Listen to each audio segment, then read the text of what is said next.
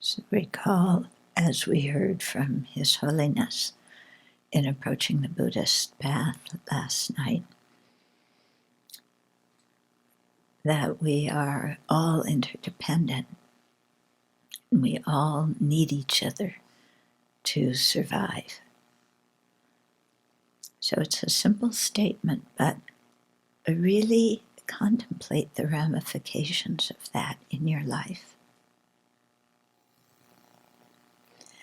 And as you let that sink in, let arise a feeling of gratitude and affection for other living beings.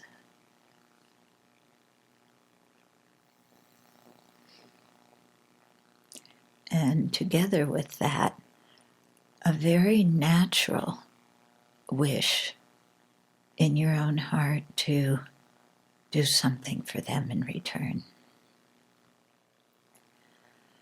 Each of us has our own practical way of helping others in this life. So that's one way to express our gratitude and appreciation.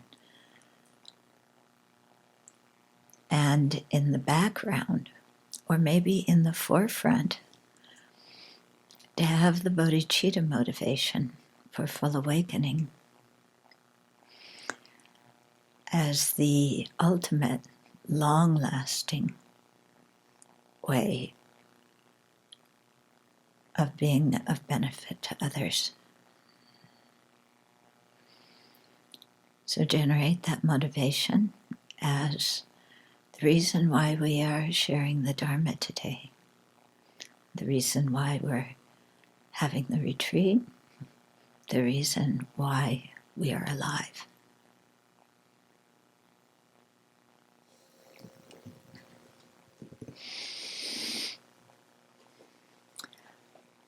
So, one of my very first Dharma teachers is famous when he gives a talk. If the talk is an hour and a half long, it usually winds up being 3 or 4. The motivation is at least half of the talk, if not 3/4 of the talk. So this was my first Buddhist training, was the importance of the motivation. And again and again and again, he hammered it into us. You know, the importance of motivation, and not just motivation in general, but the importance of the bodhicitta motivation. And as years have gone by, I've really appreciated the fact that he did that more and more. He would take maybe an hour and a half to set the motivation. So that included a teaching on the 8 worldly concerns, on karma, on the disadvantages of samsara. He would pack everything, the entire Lam Rim, into the motivation, culminating with bodhicitta. And so sometimes, being a newbie, I would sit there and go, when's he going to talk about the topic that he's supposed to talk about?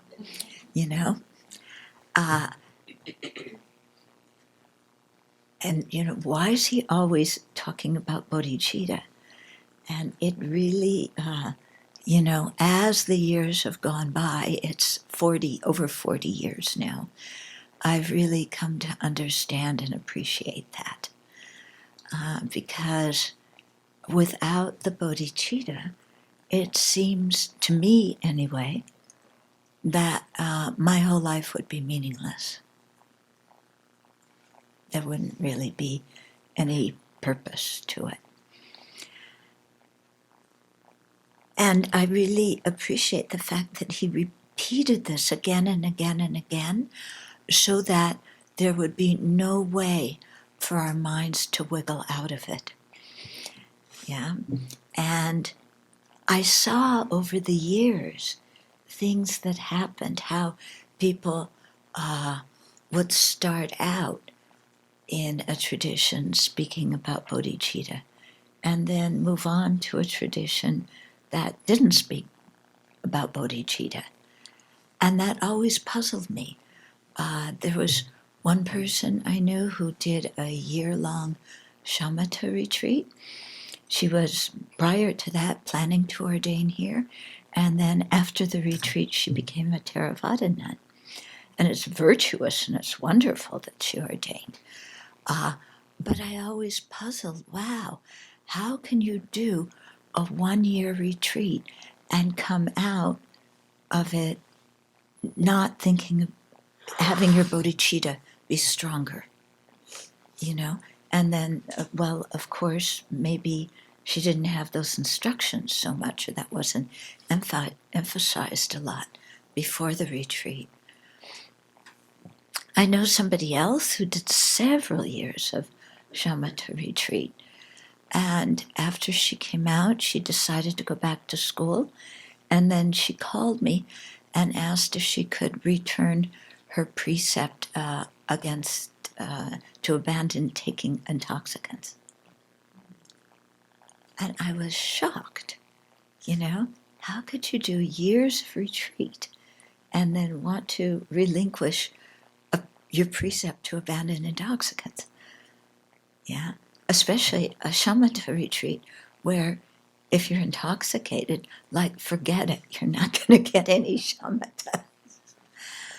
So, you know, just kind of observing these things, not judging these people, but just seeing kind of how things play out in people's lives. It really made me have much more gratitude for this early training I had. Some other things that my teacher taught, this all in somehow relates to the Vajrasattva sadhana, you know. So, you know, I'm not going off course, maybe a little. But another thing that he did when he finally got around to the topic of the talk, so often it was about the 8 worldly concerns and working only for the happiness of this life.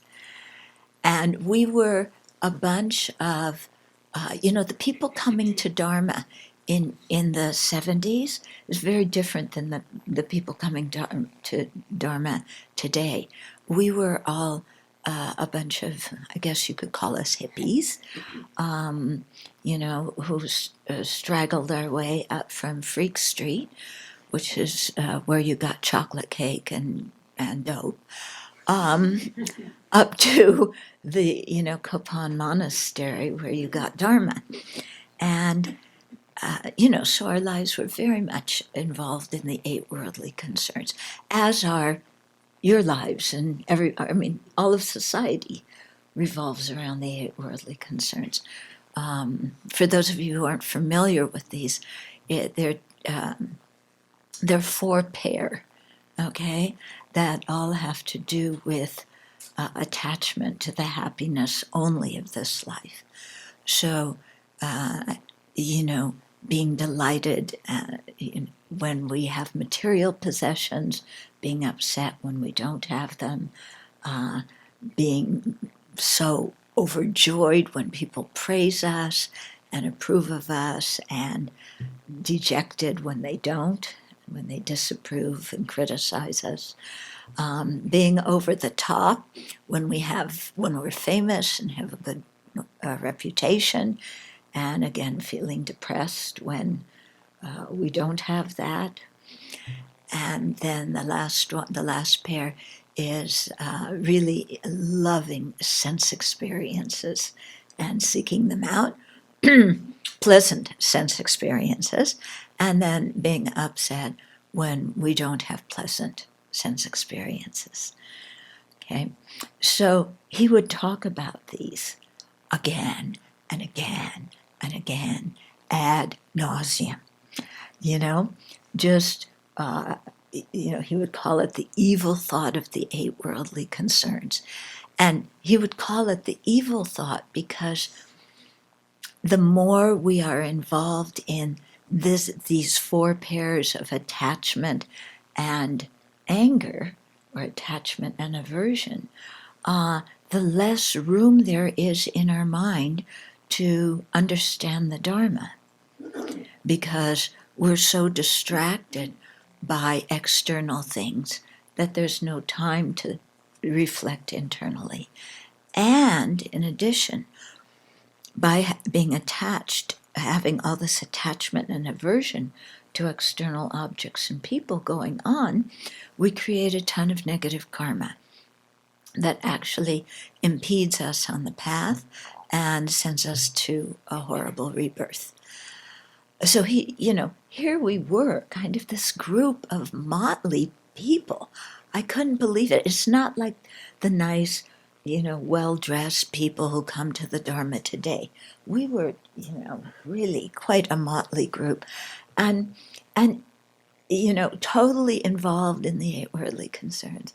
And there he would sit in front of us every day, trying to get it through our thick skulls, to really look at our lives and see what was valuable. Yeah? So again, even though at the time it was so painful in some ways, because it was like, everything I like is I have attachment for, And then the confusion of that, does that mean I'm not supposed to have any pleasure? No, it doesn't mean that. The pleasure's not the problem, it's the attachment. And then also seeing how much upset and anger I had when I didn't get what I wanted. When things didn't go my way, and how much I played that out in my life, to the unhappiness of the people around me. So it was painful to, shocking, maybe not so painful, shocking to realize that about myself, because I had thought I was a pretty good person before that. But at the same time, it was also a great relief, because I began to see, okay, this is what the source of my problems is, and this is what I have to work on. And if I work on it, I'll get rid of the source of my problems. And then the other thing he would talk about, okay, so bodhicitta, evil thought of the eight worldly concerns, then the disadvantages of samsara. Okay, so he usually waited at the Kopan 1-month course. He would give the 8 Mahayana precepts every day for the last 2 weeks. So when you do the 8 Mahayana precepts, usually there's a short motivation, and then you kneel down. It's a short verse you recite, and then the whole thing's over. Well, the motivation was usually at least an hour long, and he often waited to give the motivation until we were all kneeling. Okay? And the Tibetan way of kneeling, is very uncomfortable, because it's more like squatting. Yeah? And so we're like squatting, and it's so uncomfortable. And he's going on and on about the faults of samsara. Again and again and again, to help us generate the bodhicitta motivation, because to have bodhicitta, you have to see the faults of samsara. Oh boy. So, and then he would finally give the precepts, and we'd all go, oh, thank goodness, It was kind of an ordeal. But again, this has really stuck with me over the years, such that now whenever I see my teacher, I try and really thank him for that early training, and how he so much put the important Dharma principles in our mind from the very get-go. Yeah? And really, really appreciating that. And seeing now how often people don't get that kind of background and foundation. And instead, they go right into Tantra and then get quite confused. Yeah.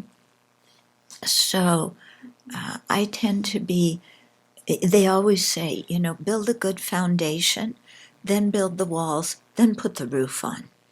Okay, so I'm a foundation person, Let's have a good, solid foundation in your Dharma practice, because if you have that, then you're not going to get rattled in your life when things happen. And of course things will happen, guaranteed. We are in samsara. There is no way that we're going to escape aging, sickness, and death. There's no way to escape, as long as we're in samsara, to escape not getting what we want and getting what we don't want and being disillusioned even we get what we want. There's no way, because that's the nature of an ignorant mind. Okay? So as long as we're in samsara, we should expect that. And we need to learn how to deal with these situations so that our long-term goal of full awakening remains steady, and we can progress on that path going there, instead of in the middle saying, this is just too hard, it's too much. I would just want to go and have a beer every night after work and forget about it. Yeah? Okay, so we really need that strong foundation and long-term perspective to keep on going. Yeah. So how does that relate to Vajrasattva? Because to do the Vajrasattva practice, the most important aspect of it is, what is our motivation for doing it? Okay? So it's not just, I'm doing this practice and, there's this brilliant white deity on top of my head and showering blissful energy, and I feel so blissful, and I can't wait to tell all my friends about it, and then they'll know how spiritual I am and how I'm having realizations right, left, and center, even after a 4-day retreat. That's not our motivation. Yeah, that's not, why we're here. So I think, one of my jobs is really reshaping whatever motivation we came here with. Yeah, and we've probably come here with a bunch of very different motivations. And some of us may not even know our motivation. It's just like, on automatic. It's here, I go, without really thinking. Okay, so, yeah. Okay, so all of this relates to the very beginning. If you look in the sadhana and the Red Book, we'll follow this one for the weekend, and then the longer one for the 1 month retreat. But it's on page, 37, okay? Okay, so this first thing is visualizing Vajrasattva, and then taking refuge and generating bodhicitta. So this is the first of the 4 opponent powers for purification, but refuge and bodhicitta. But here it comes at the beginning of the sadhana, and to take refuge in the Buddha, Dharma, and Sangha, to generate bodhicitta, then we have to have, a mind that wants to free ourselves from attachment to the 8 worldly concerns, a mind that wants to be free of samsara and all its limitations, a mind of bodhicitta that aspires for full awakening to benefit all beings. So even if at our level we are generating these kinds of attitudes, we're fabricating them, or they're contrived, because we have to think about them and say the words. And even though we say the words and we agree with the words, still deep in our heart, we're not quite there in believing it. Okay? So, but that's okay, because it's a step in the right direction. Yeah. What did they say? Fake it until you make it. So that's what we're doing, We're practicing generating those virtuous kind of thoughts. And simply by the practice and the force of familiarization, over time they will become our natural way of looking at things. Yeah. Okay. So now, the Vajrasattva practice, the essence of it is the four opponent powers, because Vajrasattva is a manifestation of the awakened mind of all the Buddhas, manifesting in that form in order to help us purify our negative karmas and reduce our attachments and so on. Okay? So you can see by Vajrasattva's form, he's indicating that kind of purification. Yeah? His body is made of light. Yeah, so that already is loosening something up in us. Yeah, because we're so, like this body, so attached to this body, which actually is just a bunch of vegetable goo.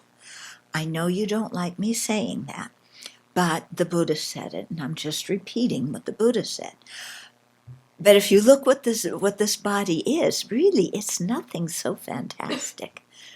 It's our vehicle. It's our, the basis of our precious human life. So like Venerable Sangha was saying yesterday, it's important. And among all the kind of bodies in samsara, it's one that's good. But over the long term, this body's going to betray us. Okay? So there's Vajrasattva, who's gone beyond having to take a body like this and has deliberately manifested in a body of light. Okay? So his body's light, it's radiating out light, purifying light. Okay? So that's something that's quite important. And he's sitting there, when you visualize Vajrasattva, I always like the eyes. There may be different parts of Vajrasattva that really resonate with you, but for me it's the eyes, because his eyes are so peaceful, so incredibly grounded and peaceful and not wanting or needing anything. And to me, that reminds me, this is the direction I want to go in. A direction of not wanting and needing and craving and seeking and clinging and fighting with the external world to get what I want. What I really want to develop inside myself is some equanimity, some contentment, some satisfaction. That doesn't depend on having the things I like around me. Wouldn't that be nice? Yeah, think about it in your life. Yeah, wouldn't it be nice to be able to be peaceful and content no matter whether you were in a prison or on the beach or with the person you hate the most or the person you love the most? Wouldn't it be nice? Yeah, just have some even-mindedness without being like an emotional yo-yo all the time. Okay, up and down and up and down. I like, I don't like, give me this, get that away from me. Okay, yeah. So Vajrasattva's eyes and the deep peace there really express that to me.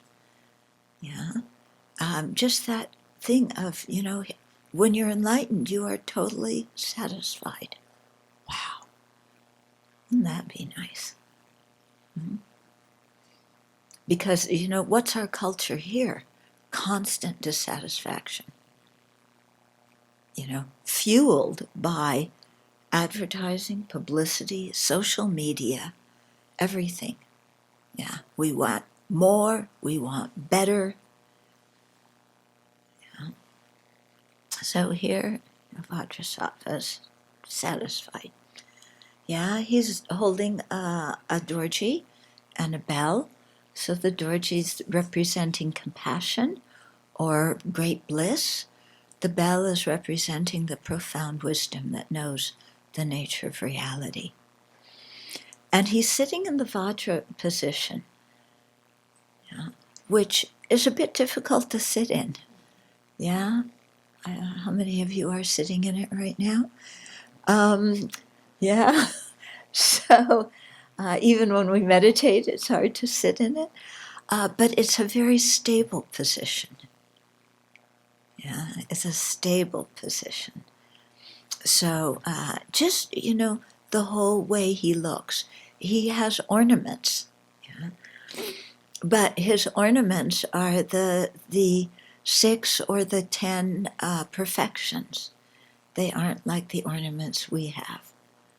Yeah, which are designed to make us look better because we don't feel good about ourselves. Or look better so we can impress other people and get them to be attracted to us. Okay, so Vajrasattva's ornaments are, these virtuous qualities, the practices of bodhisattvas. Okay, so that is expressed to us in his physical form. And like I said, he's a manifestation of all the Buddha's omniscient mind. Mm-hmm. So don't think of Vajrasattva so much as a person. He looks like a person, yeah, but there's many beings who become enlightened in the aspect of Vajrasattva. So it's not just that there's one Vajrasattva. Yeah, when you become enlightened, you can manifest in many, many different forms.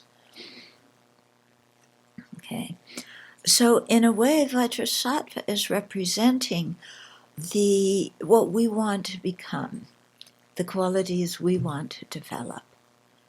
And we're visualizing Vajrasattva on top of our heads like he's an extension of ourself. To put it in New Age language, maybe you could say our higher self, higher than ourself. I don't like New Age language much, but, it's the idea is that we're seeing our own potential, combining that with the attainments of those who have already gained awakening, and then visualizing that on top of our heads, and then relating to the Vajrasattva that we are visualizing.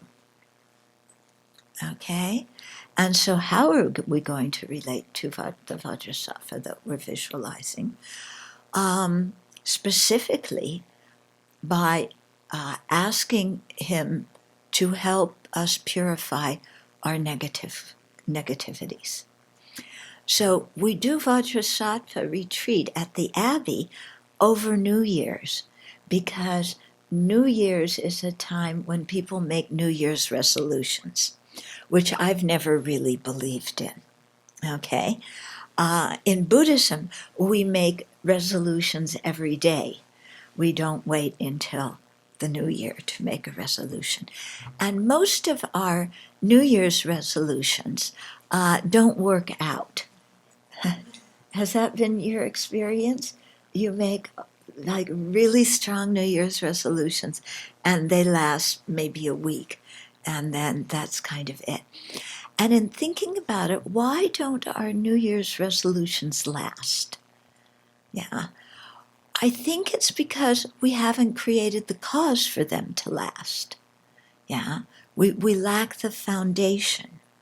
So we're making these resolutions, but we haven't dealt with all the factors that inhibit us from actualizing those resolutions. So what are those factors that inhibit us? Yeah, they're usually our past actions and our past attitudes and past emotions. Yeah, so it's, we're not working on ourselves to clear away the obstacles, so then the New Year's resolutions don't come to fruition. So that's why purification is really important, because it helps us clear away these obstacles. And so that's why I think this kind of retreat is very well suited for New Year's time, yeah, which is when people do this kind of thing. So we're going to spend the time of really looking at the obstacles that we have to becoming the kind of person we want to become, and being able to actualize the resolutions that we've made. And we're also going to look at the resolutions we've made and see if they're practical, or if we're to reassess our resolutions. Okay. So the retreat isn't just about looking over our past and going, well, I messed up here and I messed up there and I messed up there and there and there and there. It's also about learning to see our potential, rejoicing at our good qualities. Yeah, if you look in the 7-limb prayer, the third limb is confession, and the fourth is rejoicing. These two go together.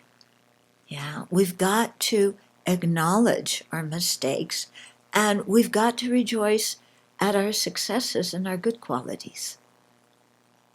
Okay, and we have to learn how to acknowledge our mistakes in a healthy way, and how to rejoice at our good qualities as well as the good qualities of others in a healthy way. Yeah.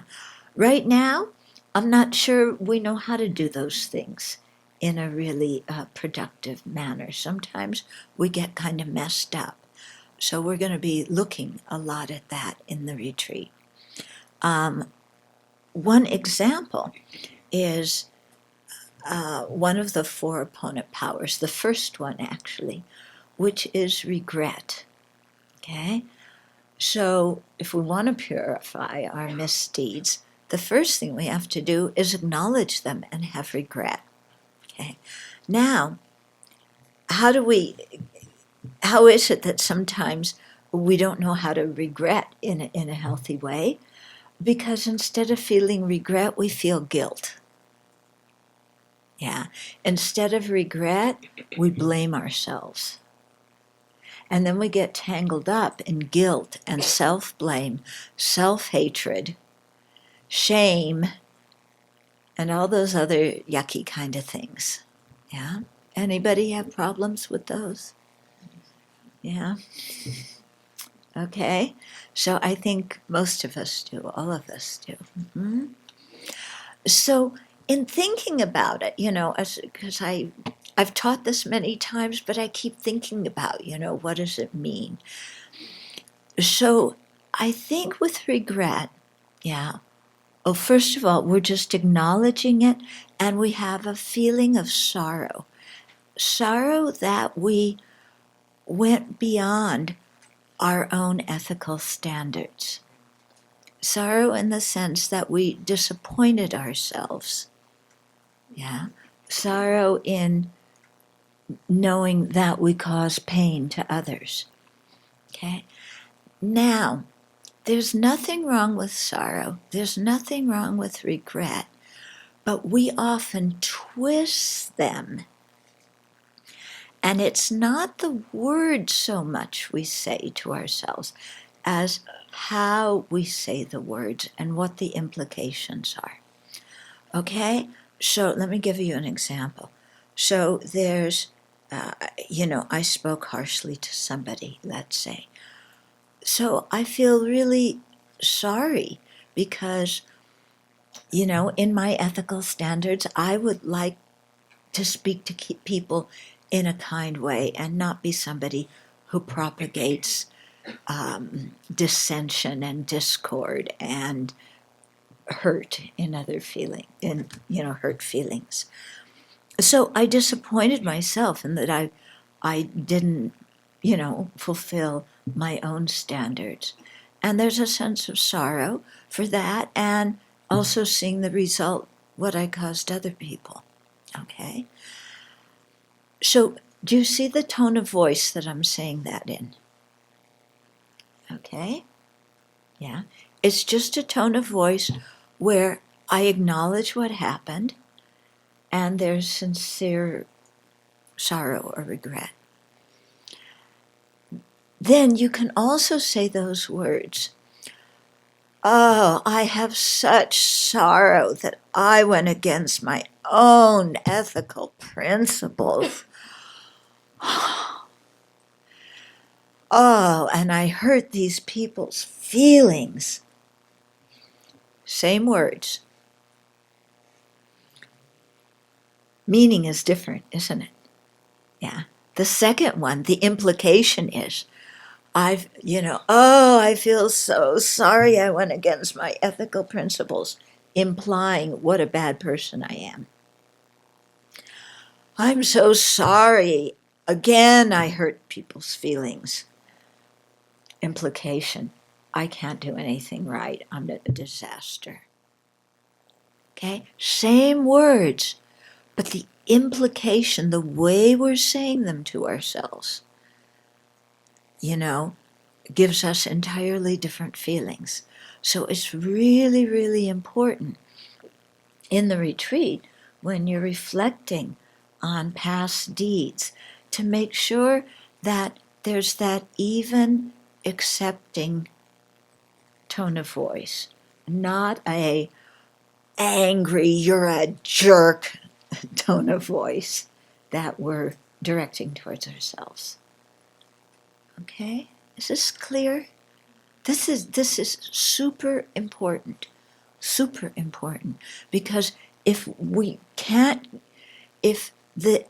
we're misconstruing what regret means, then the other three of the four opponent powers are also going to be misconstrued. Okay? So really understanding what regret is. And I always like to show the difference between regret and guilt with an example of an electric stove. You can turn off an electric stove. The burner is no longer red, but it's hot. If you touch that burner, do you feel guilt and you burn yourself? Do you feel guilty? No. Do you regret it? You bet. Okay? So you see the difference between it. Yeah. Oh, I touched that hot burner. Whoa, I regret doing that. Not, I touched the hot burner. Oh, what a bad person I am. Oh, what a disaster I am. I bummed up again, and all the drama that follows that. Okay?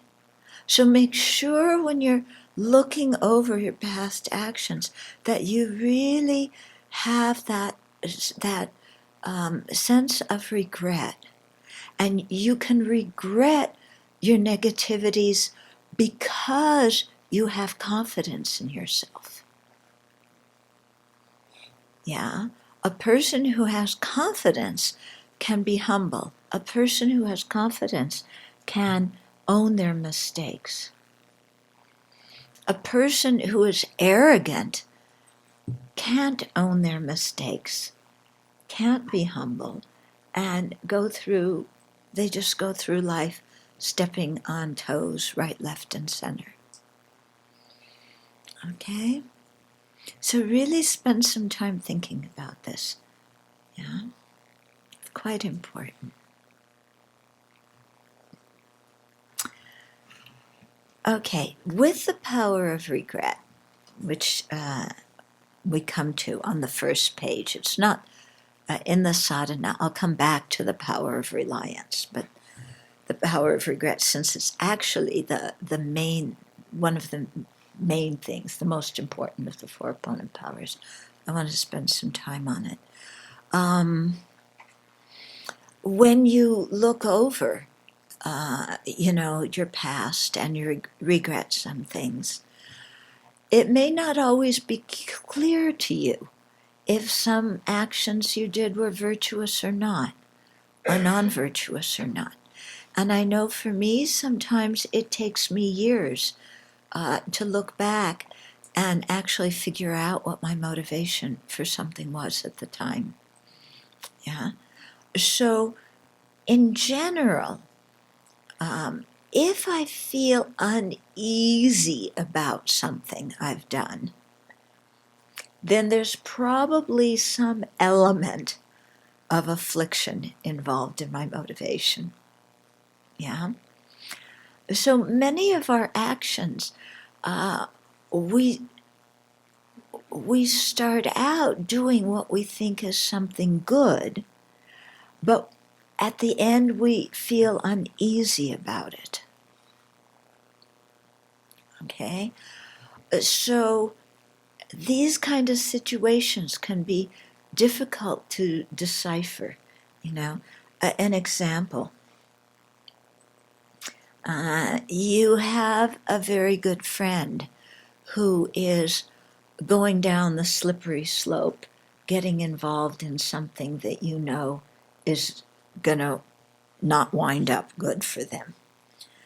So you go to your friend and you point that out to your friend, and your friend gets really upset with you. You ever had that happen? Yeah, with a good motivation, you've gone to and said something to somebody, and then they get mad at you. And then self-doubt arises. Oh, maybe I did the wrong thing. Maybe I shouldn't have said anything.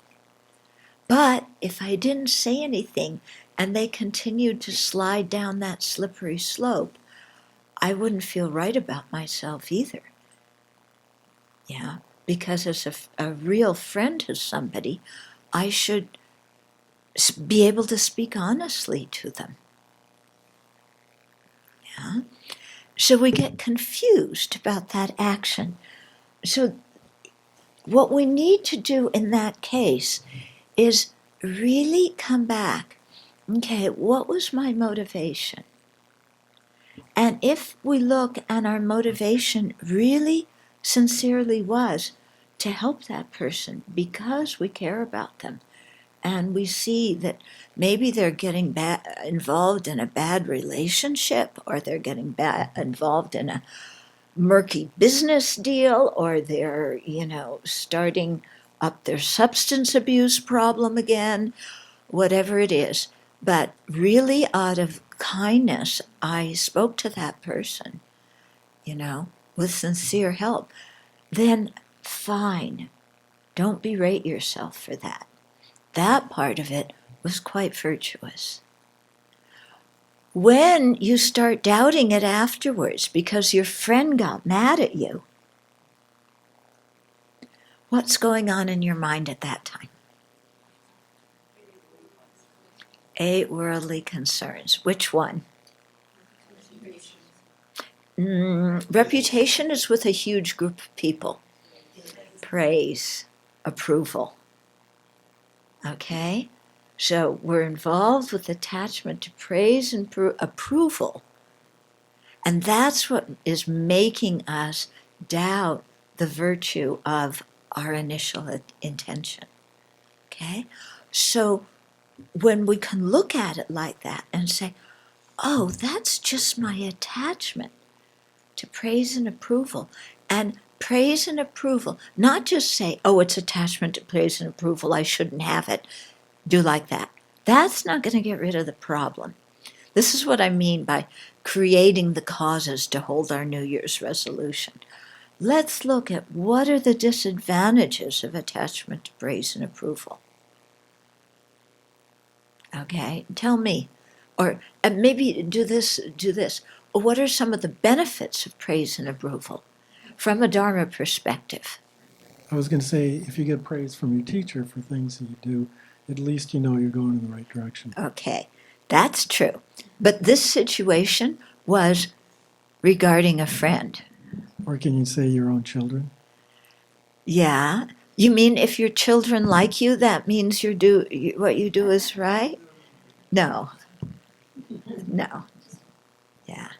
That's not what I meant. Okay. So let me ask you, if because we're attached to praise and approval, does receiving praise and approval make you healthier? Does it extend your lifespan? Does it get you a good rebirth in the next life? Does it help you progress along the spiritual path?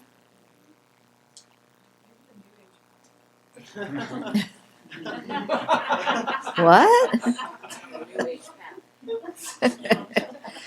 When we really look, do praise and approval really do anything for the things that are most important to us?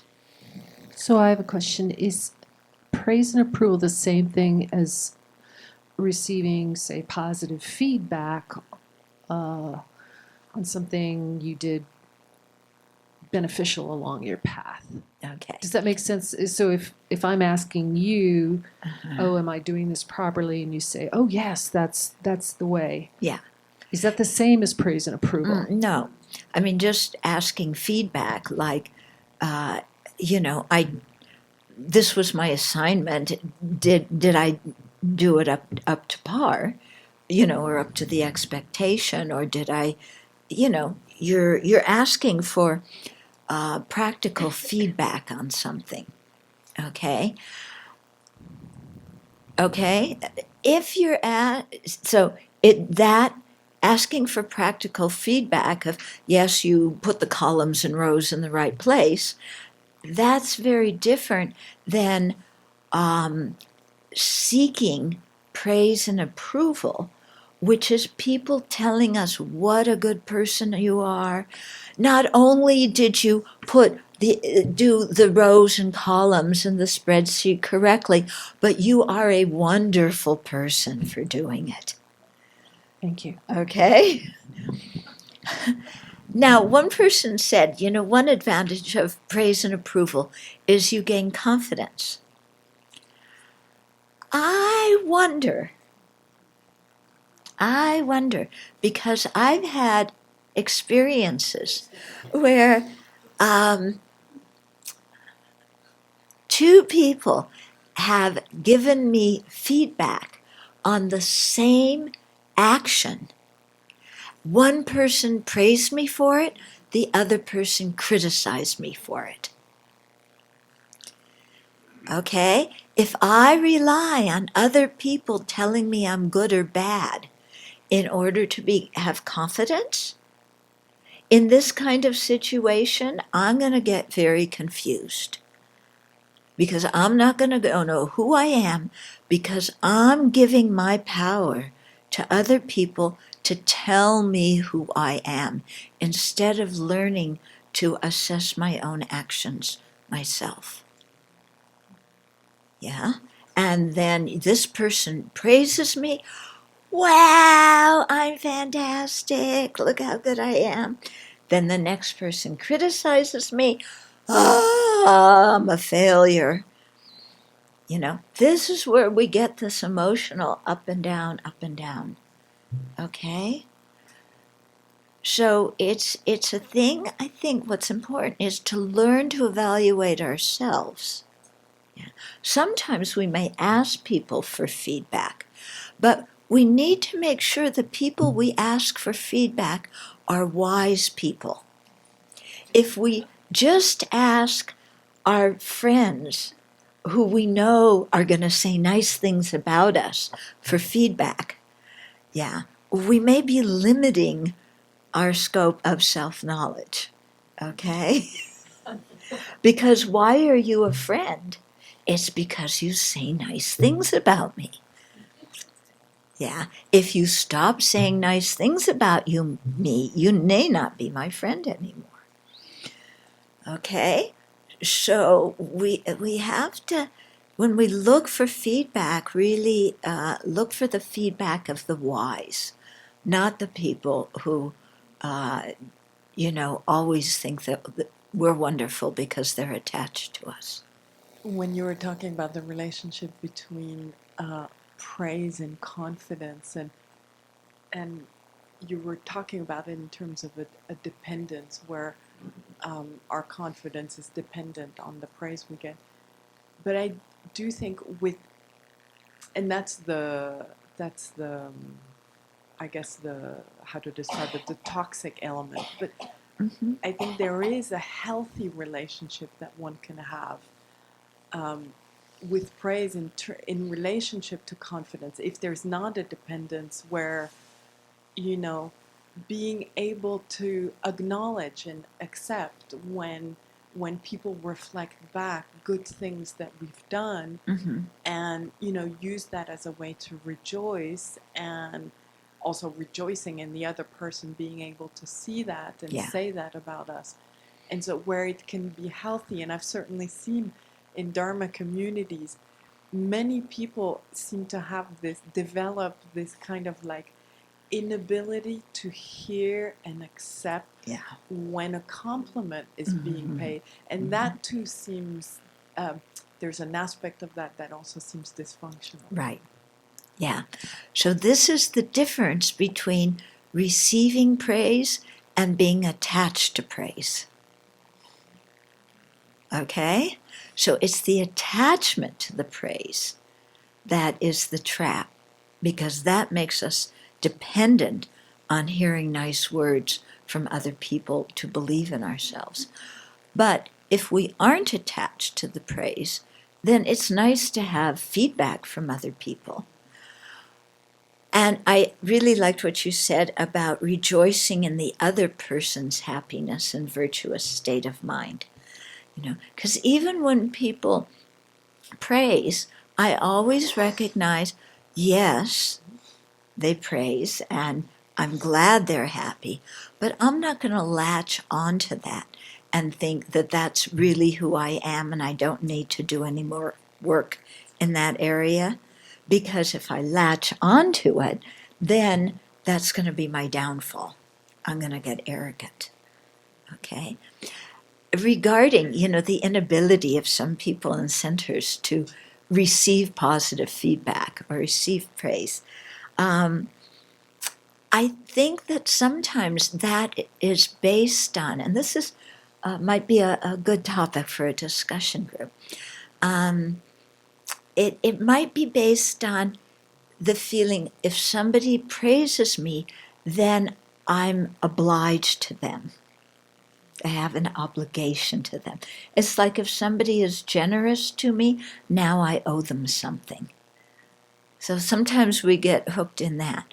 Or somebody praises me, actually I know my own inner world a bit better, and I know that, okay, I may have that quality, but I have so many negative qualities, and I'm looking at all my negative qualities, and there's really no space to acknowledge that positive one. Okay, so that's our problem, our lack of self-esteem, okay? That's why I said that regret and rejoicing go hand in hand. We have to be able to look and rejoice at our own virtue, rejoice at what we've done well, okay? But without latching onto it and making it a personal identity. When I first started giving Dharma talks, which I never had in mind to do, but my teacher pushed me to do, and I couldn't get out of it. When people would sometimes say thank you, I really benefited from that. I would always go, no, no, no, no, no, no. Like you said, I can't accept that praise. And then I asked one of my old Dharma friends, and I said, what do you do when people praise you after you give a talk? And he said, you say thank you. Duh. Yeah, of course. Yeah, you say thank you, and that ends it. If I say no, no, no, no, no, I don't deserve it, then the other person feels like I've rejected what they're saying, as if I'm calling them a liar. And then they say it again, and I say no again, and and there's not a very good feeling. Whereas if somebody says something nice and I say thank you, I've acknowledged their gift of praise, and we go on. Okay? So, yeah. I wanted to ask you to clarify about this disappointment. You know what you said, when you do something wrong, just now when you were talking about this healthy sense of regret, there is a disappointment of having done such a thing. And how to balance between being disappointed about an action and being disappointed in oneself, which seems, the latter seems definitely to be a rejection of oneself, which seems Yeah. to be a negativity. Yeah. We have to separate our actions from who we are. And this is one of our big problems with ourselves and with other people, is we think we are our actions. So if I'm disappointed in my action, then I'm disappointed in myself because I'm a rotten person. If I look at another person who's acted in an abominable way, if I don't like their action, that means they're an evil person. So we confuse the action and the person. So here, with regret, and also in terms of our relationships with other people, separate it. I'm disappointed in my action, but I know that I have other qualities, and in the future I can do differently. It's not that I'm bereft of all good qualities. I messed up in this one instance, but let's give ourselves some credit. I have some good qualities. I have some knowledge. I can contribute. Okay? So it's okay, that action wasn't good, but that doesn't mean as a person that we're shameful and worthless and stupid. Okay? This is really important. So we have to, really understand what it means to have Buddha nature. Yeah, and understand that we have that kind of potential, and that it's never going to go away no matter how we act. In these early courses, I was telling you about at Kopan, when Lama Yeshe would teach, people would sometimes say, he would be talking about, Bodhicitta, and the question would come up, what about Adolf Hitler? What about Joseph Stalin? What about Mao Zedong? And Lama would say, much to the shock of all of us, they means well, dear. Hitler means well? They means well, dear. Huh? And okay, so, you get fed these koans by your Tibetan teachers. The Zenis think they have the corner on koans. They don't. Yeah. Yeah. Hitler means well. But then you think about it, okay? In his corrupted, ignorant state of mind, he thought what he was doing was good.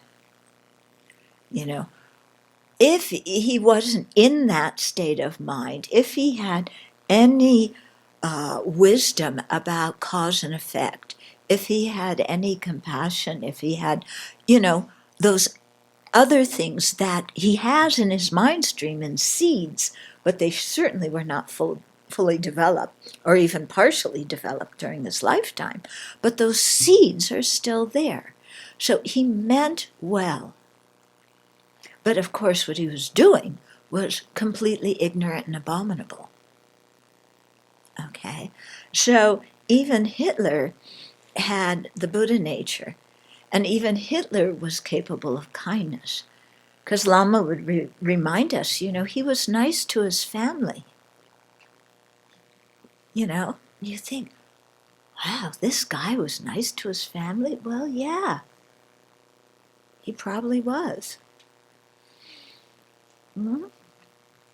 So it's this thing of being able to encompass that sentient beings are not good and bad.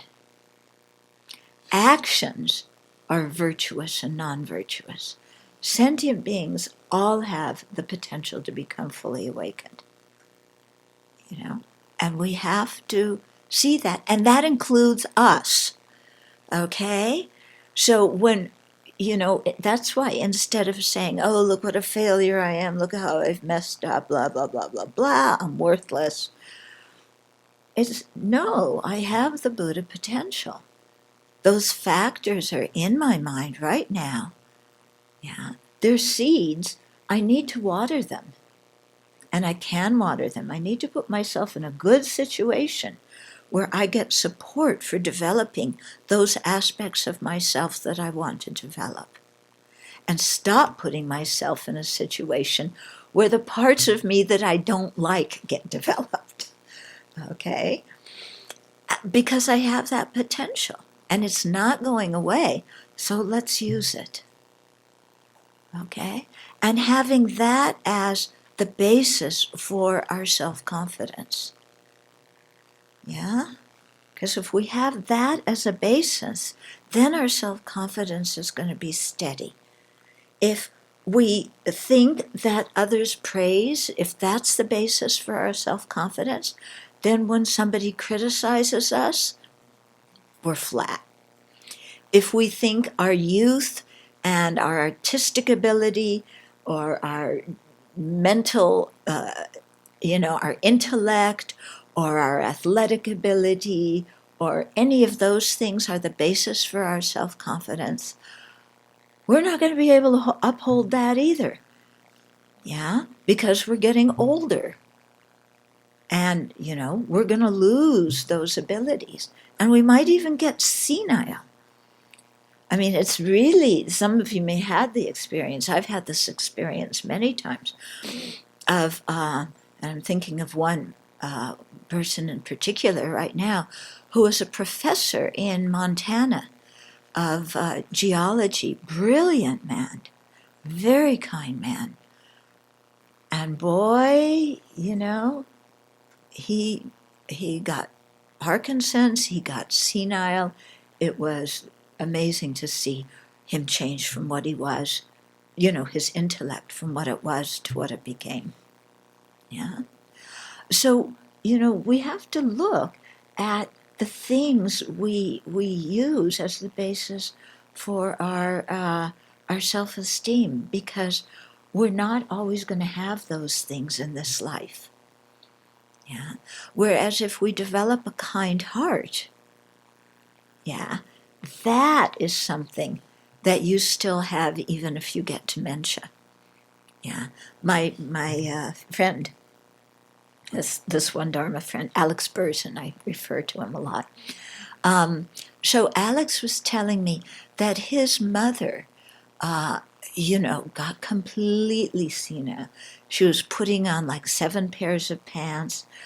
Instead of lipstick, she would put on toothpaste. Instead of toothpaste, she would put lipstick on her toothbrush. Really out of it. But whenever he brought her some cookies or candies, she would take them around and give them to all the old folks in the old folks' home. And he said this was her quality throughout her whole life of loving to be generous and sharing with other people. And that quality came through even when she suffered from dementia. Okay? So,